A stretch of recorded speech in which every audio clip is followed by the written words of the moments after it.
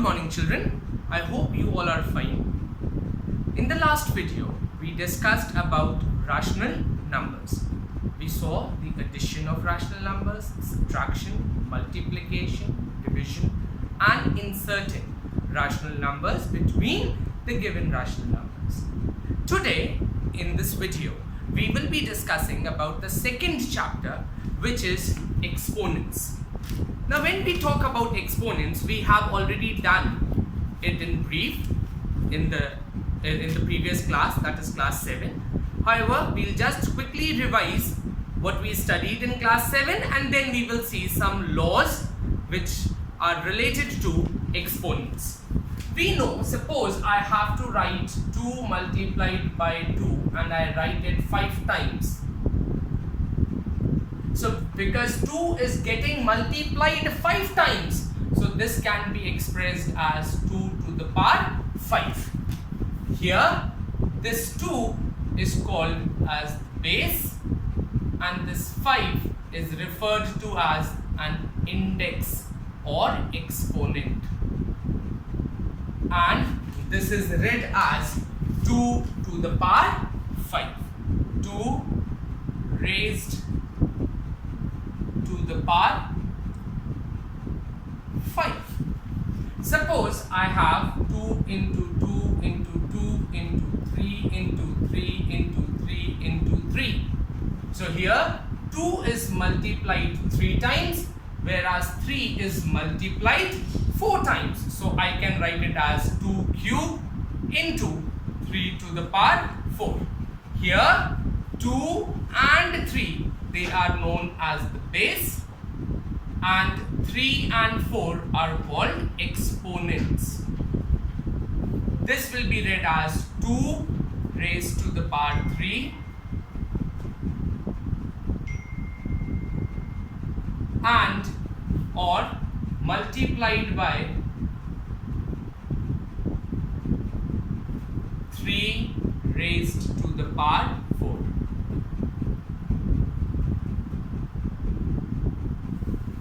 So that means if I write x to the power 7, this would mean that x is multiplied how many times? 7 times. So 1, 2, 3, 4, 5, 6 and 7. So that is how we can express any given number in the form of exponent.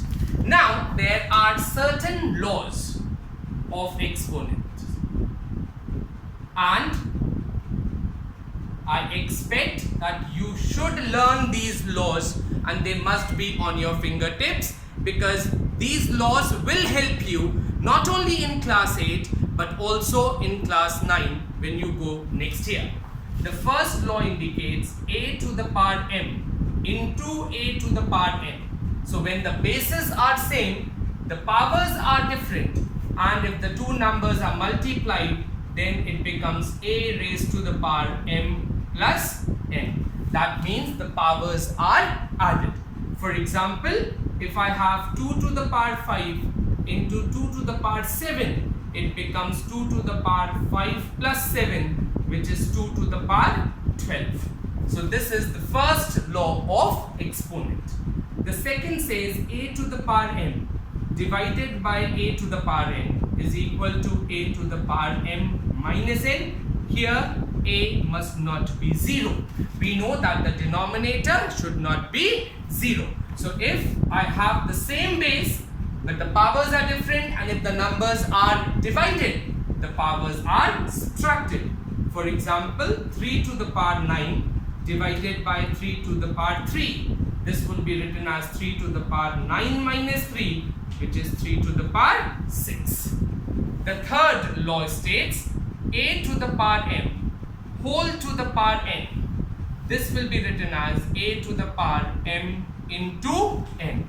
So if I have a number and if the powers are in this form, the powers are multiplied. We take an example. For example, 5 squared whole to the power 3 will be written as 5 to the power 2 into 3, which is 5 to the power 6. The fourth law states a to the power m into b to the power m. Now in this case there are two different bases. We have two numbers, their bases are different but the powers are the same. This is different from the first law. In the first law the bases are the same, the powers were different. But in the fourth one the bases are different, the power is the same. So this can be written as a into b whole to the power m. For example, if I have 2 cube into 3 cube, now the bases are different, the powers are the same, I will write it as 2 into 3 whole to the power 3, which is 6 raised to the power 3. The fifth one, if it is a to the power m upon b to the power m, again different from the second. This will be written as a upon b whole to the power m. I take an example, 2 to the power 5 upon 5 to the power 5 can be written as 2 upon 5 whole to the power 5. The next one says a to the power minus m will be written as 1 upon a to the power m, where a must not be 0. So if while solving any question on exponent, if the power is negative, we always change that to a positive power by taking the reciprocal of the number. Suppose I have p upon q, a number in the form of a fraction, p upon q raised to the power minus m. This will be written as q upon p whole to the power m, where p and q should not be 0. So if at any time while solving the question, whenever the power is negative, we always take the reciprocal of the base. The seventh one, if I have a negative number which is raised to the power even, then it always becomes positive. Or if I have a negative number whose power is odd, then the answer is always negative. And the last is a to the power 0 is always 1 provided a should not be 0. So any non-zero number, if it is raised to the power 0, the answer will always be 1. For example, if I have 1001 raised to the power 0, the answer will be 1. If I have minus 373 raised to the power 0, the answer will always be 1. But the base must not be 0. So these are the 8 laws that you must write in your copy and you must memorize it thoroughly, because without these laws you will not be able to solve the questions. Okay, so we repeat the laws once again. The first law says a to the power m multiplied by a to the power n is equal to, because the bases are the same, it is a whole to the power m plus n. The second one, a to the power m upon a to the power n is equal to a to the power m minus n. A to the power m whole to the power n is equal to a to the power m into n. A to the power m into b to the power m is equal to a into b whole to the power m.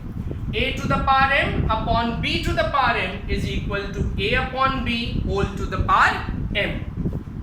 A to the power minus m is equal to 1 upon a to the power m.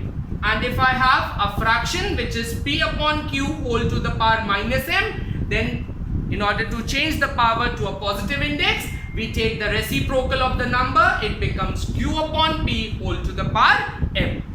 Any negative number, if it has an even power, so if I have minus 2 raised to the power 2, then it will always be, the answer will always be a positive number.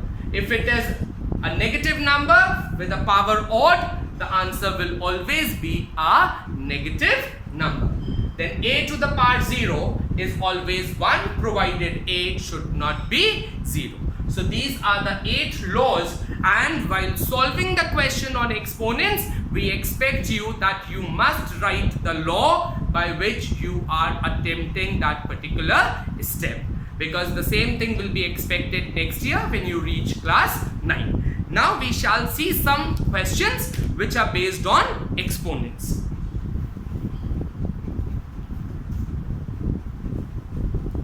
I will be solving. Along with that, I will be writing the laws which we will be using, and I expect you to solve it the same way in your copies and in the exam as well.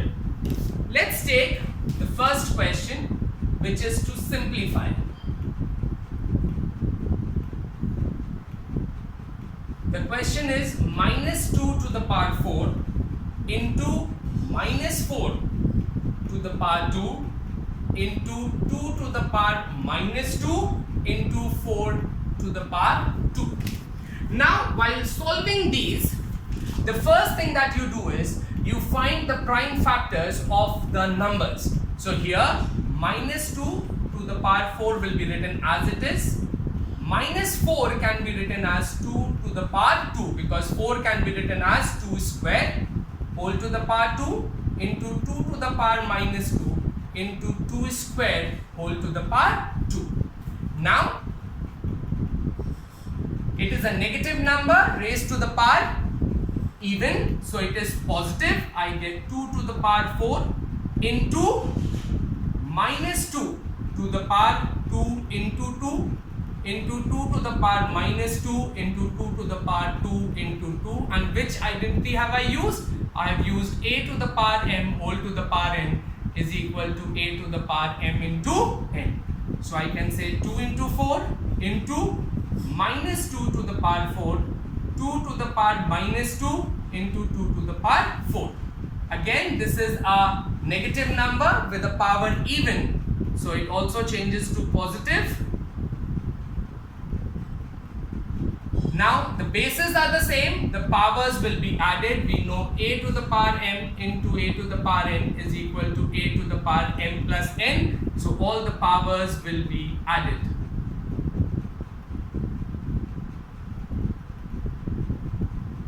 Which is 2 to the power 10. We can leave the answer here. So, that is how we solve. Let's see another question. Suppose I have 2 to the power 5 into 2 to the power 4 divided by 2 to the power 13. Now, while solving maths, we always follow BODMAS. And in the BODMAS, B stands for the bracket. So, we will be solving the bracket first. In this bracket, I can see that it is 2 to the power 5 into 2 to the power 4. So, I can say this is 2 to the power 5 plus 4 divided by 2 to the power 13. I have used the law a to the power m into a to the power n is equal to a to the power m plus n. This gives me 2 to the power 9 divided by 2 to the power 30. Now, when there is division, so I know a to the power m divided by a to the power n is equal to a to the power m minus n. So, it becomes 2 to the power 9 minus 13, which is 2 to the power minus 4. Again, a to the power minus m is 1 upon a to the power m. I cannot leave my answer with a negative index, so I change this and I get 1 upon 2 to the power 4. 1 upon 2 to the power 4 is 16, and this becomes the answer. So my answer will be 1 upon 16. That is how we go ahead and solve. Let's take another example, the third one.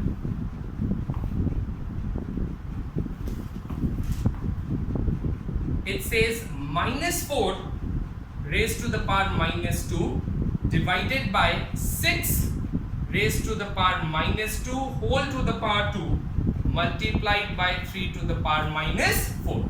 Now the first thing that we do is we will solve the bracket. So in order to do that, now this is a negative number, but a negative number has a power negative. So we first change that to positive power by doing 1 upon minus 4 to the power 2. This will be divided by 6 to the power minus 2 whole square into, and this can be written as 1 upon 3 to the power 4, because a to the power minus m is equal to 1 upon a to the power m. A negative number with an even power, that will be written as 4 square divided by 1 upon 6 square whole square multiplied by 1 upon 3 to the power 4. Again, I have used the same identity. Now here, I can say 1 upon 2 square whole square divided by 1 upon 2 into 3 whole square whole to the power 2 into 1 upon 3 to the power 4. I'm solving it here now. So I get 1 upon 2 to the power 4 divided by 1 upon 2 square into 3 square whole square into 1 upon 3 to the power 4. We know that division changes to multiplication. So 1 upon 2 to the power 4 into 2 square into 3 square whole to the power 2 into 1 upon 3 to the power 4. When I solve this, I get 3 square upon 2 to the power 4 minus 2 whole square into 1 upon 3 to the power 4. This gives me 3 square upon 2 square whole to the power 2 into 1 upon 3 to the power 4. Now, this will give me 3 to the power 4 upon 2 to the power 4 into 1 upon 3 to the power 4. So I get 3 to the power 4 minus 4 upon 2 to the power 4, because the same basis the powers will be subtracted. 3 to the power 0 upon 2 to the power 4 will give me 1 upon 2 to the power 4, which is 1 upon 16, and that will be the answer. So that is how we simplify this. I'll take one more example of simplification.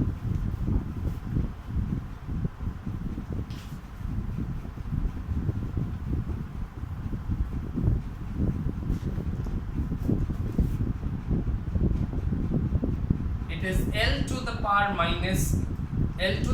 minus 4 multiplied by m cube into n to the power minus 2 into z to the power 6 divided by n cube into L to the power minus 1 into z to the power 0 into n to the power minus 2. The first thing that we do is we change all the negative powers to positive powers by taking their reciprocal. So this will be written as m cube into z to the power 6 into m square into L to the power 1. So the denominator, the negative powers have gone to the numerator and they have become positive. In the denominator, I get n cube into z to the power 0 into L to the power 4 into n square. Now, the same base, the powers are added. So, m to the power 3 plus 2 into z to the power 6 into L to the power 1 upon n to the power 3 plus 2 into L to the power 4 into 1. Since z to the power 0 will be 1. So m to the power 5 into z to the power 6 into L upon n to the power 5 into L to the power 4 into 1. I can skip that. Now I can say m to the power 5 into z to the power 6 upon n to the power 5 into L to the power 4 minus 1. This one power goes in the denominator, gets minus. So we get the answer as m to the power 5 into z to the power 6 upon n to the power 5 into L cube, and this becomes the answer. So my answer is m to the power 5 z to the power 6 upon n to the power 5 into L cube. Okay, now I would expect you to learn the laws and practice these questions in the copy. In the next video, we will see some more questions based on exponents. Okay.